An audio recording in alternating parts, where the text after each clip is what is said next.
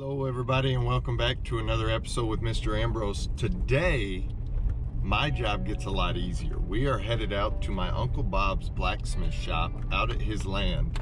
And he has been blacksmithing ever since I can remember, making incredible pieces of art, practical pieces for your household and things like that. And we are gonna go get an in-depth look at what it's like to be a blacksmith. And he actually teaches at a school here in Kentucky. And so the reason I say my job's gonna be easier is because I get to turn everything over to him, and he's gonna have his own lessons and his own things to teach you guys. So this is actually my first time going to be in his shop while he's working. So I'm really excited, and I hope you guys enjoy it as well.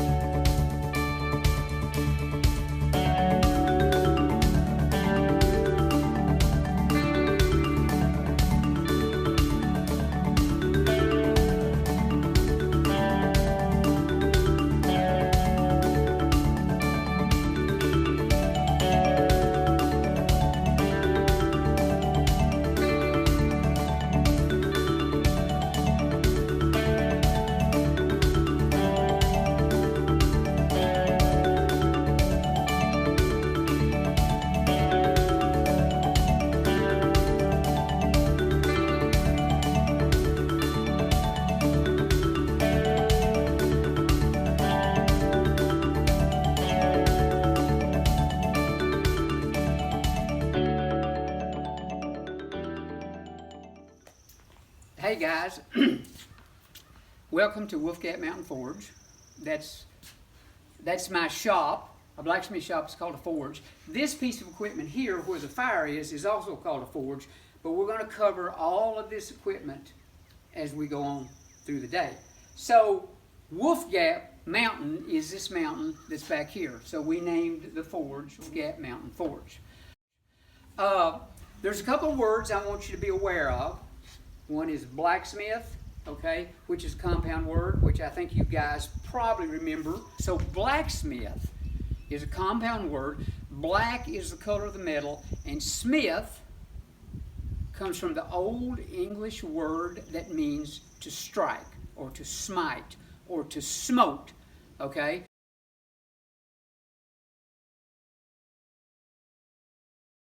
So think about black as a color, okay, but also the name of a metal. Now you have gold, which is a color and a metal, and silver, which is a color and a metal, and bronze, okay, and copper, all right? And all these things were metals that people worked with down through the ages. About 10 or 12,000 years ago, they discovered gold. All right, gold is the softest of all metals. All right, it's not any good for weapons or any kind of construction things, but it's pretty and very expensive. And the degree of softness that it has is called its malleability. Malleable comes from the word mallet, which means to hammer or to strike.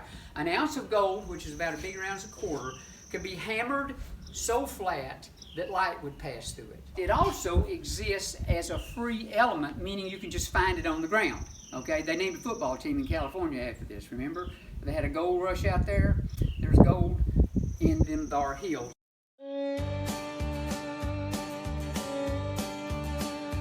But iron began to replace bronze because iron was everywhere.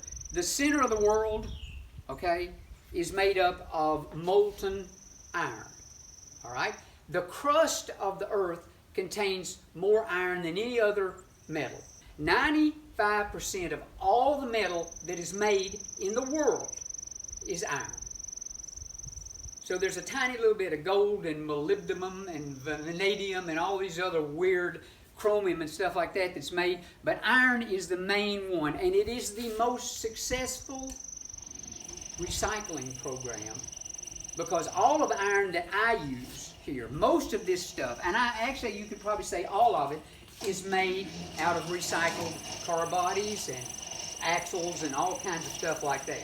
And so iron, there are all these developments between then and the time Europeans came to this country. The forge, the furnace was called Falling Creek Forge, and it's south of Richmond, Virginia. They found they used a particular type of iron that's called bog iron, B-O-G, as in a swamp. So they found this iron and they put a bunch of it in a ship and they took it back, and the East India Company said, "Dude, this is great. We need a lot of this iron. Where did you get this?" And they said, "Well, we got this in Virginia and we know how to process it." It was high quality iron. So they built a big furnace and started making iron. And in 1622, there was a massacre by the Native Americans. And the iron production never recovered in Virginia. It moved to Plymouth, the Plymouth colony in areas of Massachusetts and that. And then that was the point at which it really began to blossom in this country. And so, one of the first things that people had to, one of the things that they needed were nails. Okay? Think about this, guys. If you're going to build a building, how are you going to build it unless you can get pieces of wood to stay together? All right? Now, they built log cabins because they didn't have a lot of available iron, but they needed to discover where iron was so they could produce it, so they could make nails. They needed to make other things, and part of the problem was that everything that they made, everything they needed here, they had to ship here. Okay? So they realized right away, if we have these raw materials and we can make this stuff, we don't have to rely on these European countries. Let's make it here. So I'm going to show you guys how they made a nail. In 1750 in London, England, there were 50,000 women and children making nails. Think about that. That's how many nails were needed. 50,000. And each person was expected to make 100 nails an hour, and the day was 10 hours long.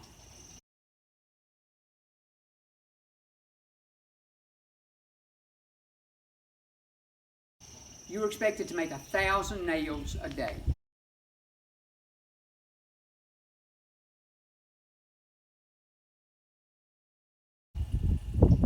Now, people got good enough to do that. It was awful drudgery. It was terrible work, but it was a way to make a little bit of money, okay? And they would bring you the steel in pieces like this. See, this is 1/4-inch round stock, okay? They would bring it to you, and then you would make nails out of it. The basic tools here are the forge, which comprises the table where this fire pot sits, and the blower. So I turn the crank, all right?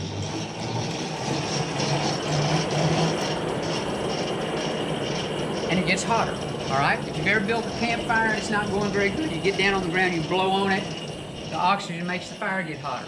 So the more oxygen, the more fuel, the bigger the fire. Now I'm burning charcoal on top of some coal or coke in here right now. So I watch the fire, all right? I have to determine when the steel is ready to be hammered by paying attention to the color of the fire. Now, there are all these stages and these colors that the iron goes through as it heats up, okay? So it starts out at black, and for 1,000 degrees there's no color in the steel. And then it goes to red, into orange, into yellow, and then if I left it in there, to white. So when it is the right temperature, as determined by, my experience, I take the steel out and I come over here and I go to this little anvil. And I mean little because it only weighs about 70 pounds. It's a pretty good anvil. It's not nearly as good as my big anvil, which weighs 400 pounds, okay? But this one is a lot easier to get in and out of the truck, as you can well imagine. This is where all the action takes place. This is the anvil.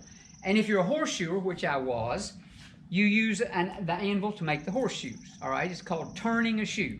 But there are certain places on this anvil that are important. This is called the face because it looks up, okay? This is called the heel, all right? In antiquity, people named things after familiar things. So they said this was the heel. This has 4 feet, stands on 4 feet, just like we stand on 2. It has a waist, just like we have a waist.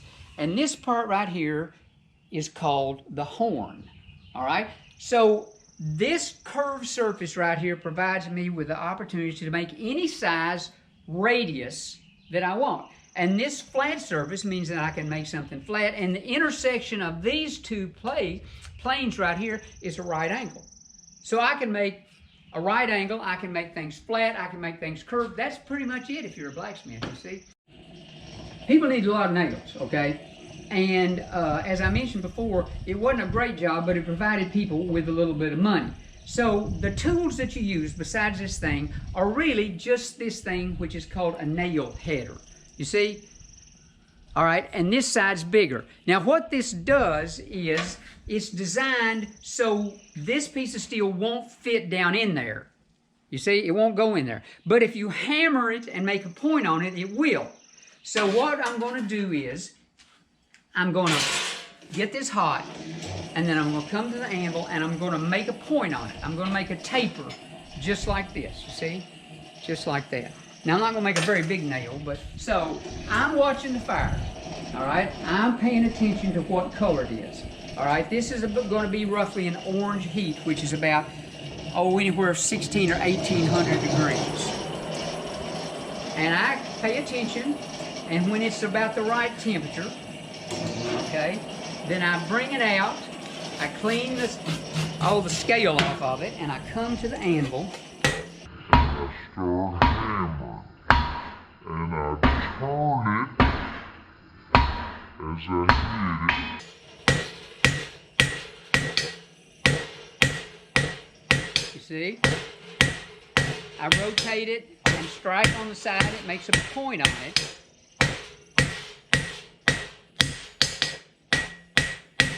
Because the object is for the point to go in here, but not the whole nail. And I'm going to cut this off. Look, I'm going to cut it off right up here and hammer that, and that will make the head on it. Here's the next step, which I'm going to do. I want you to take a look at this, right? You see how this is? Nice and hot. Now watch the color go. Watch how it cools off, you see? See how it's getting black? Now people ask me all the time, have you ever gotten burned? Excuse me. And I say, well, not today, yet. But here's the thing. You see this? This is called a black heat. If I put this down on the anvil, it looks just about like the rest of this. But guess what? That's anywhere from 400, 500, 600 degrees. And as a blacksmith, whenever I go do a demonstration, everything is set up just exactly like this when I go to work. My shop is set up like this. If I'm a right-handed blacksmith, the anvil's to my left, so I can get from here to here, you see, in one step, okay? It's cooling off, all right, when it's in the air. So you need to strike while the iron is hot, all right? So I'm going to go over here. This is called a cutoff hardy. It's a chisel. This is a hardy hole. This is a Pritchell hole. We'll talk more about those later. But what this does is I can hit the top of the steel and it cuts it off. Now I'm not going to cut it all the way through, all right?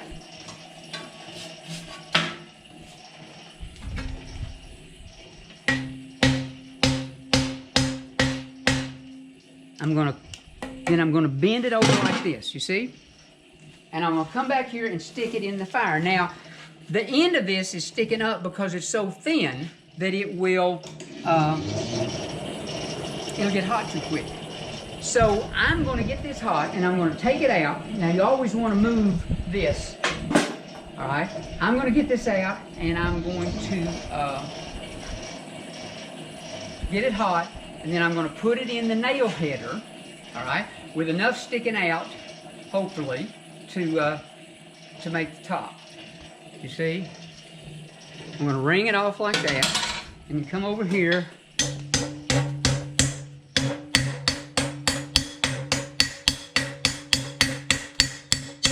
All right, then cool it down, okay?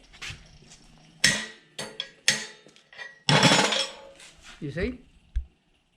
That's a little nail, all right? And you want enough of the head on it, like this, you see, so that it'll hold in the wood. Now, they have found out over the years that these nails hold really, really well, okay? So, guys, since there are no questions, because the audience is, exercising social distances by being at home, I'm going to finish by saying we have some other things that we're going to talk about. We're going to talk at length about the tools. We're going to talk about dragons, because I make a lot of dragons. And we're going to talk about making swords and some of those kinds of things. And the next time we get together, I'm going to show you how to make a hook, which if you were in my class in Kentucky, that would be what you would get to make and take home with you. Okay? So, thank you, guys. Watch and make sure that the steel is the color of the fire. Okay. You see? So you just have to keep blowing on it. I'll work on right.